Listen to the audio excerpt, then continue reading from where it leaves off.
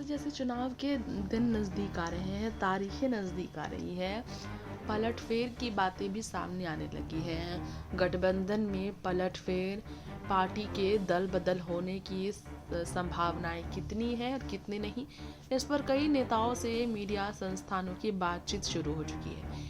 इसी पर पहले जो उद्धव ठाकरे बीजेपी के साथ भी थे, जो अब महायुति के खिलाफ महाविकास अघाड़ी का सीएम चेहरा बनते हुए नजर आ रहे हैं, उन्हें महायुति में देखने की कितनी उम्मीदें, इसी पर बात की गई पीयूष गोयल से। जी हाँ, केंद्रीय मंत्री पीयूष गोयल ने इसी पर स्पष्ट कहा है कि चाहे हालातें कैसी भी हो, पार्टी पूरी तरह से एकनाथ शिंदे की शिवसेना के साथ खड़ी है। इंटरव्यू देते हुए केंद्रीय मंत्री ने इस तरह की कयासों और इस तरह की अफवाहों का खंडन किया है कि उद्धव बीजेपी के साथ एक बार फिर जुड़ सकते हैं।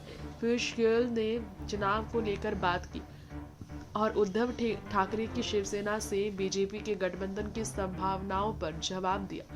बीजेपी की उद्धव गुट के साथ पर्दे के पीछे से भी कोई बातचीत नहीं हो रही। उन्होंने ये भी कहा कि शिवसेना यूबीटी से बीजेपी का कोई संबंध भी नहीं है।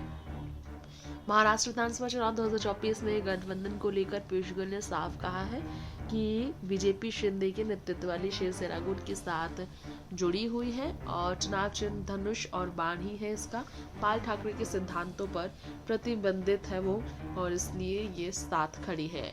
सरकार बनाने के दावे पीयूष गोयल ने किया। महायुति की सरकार फिर बन रही है, उन्होंने कहा है, और 2047 तक विकसित भारत के दृष्टिकोण के रूप में प्रधानमंत्री नरेंद्र मोदी के इस दृष्टिकोण के रूप में हमें भारत को लेकर जाना है और इसके लिए हमें महाराष्ट्र की जनता के साथ की ज़रूरत है। ये भी कहना है पीयूष गोयल का। Next 9 news report.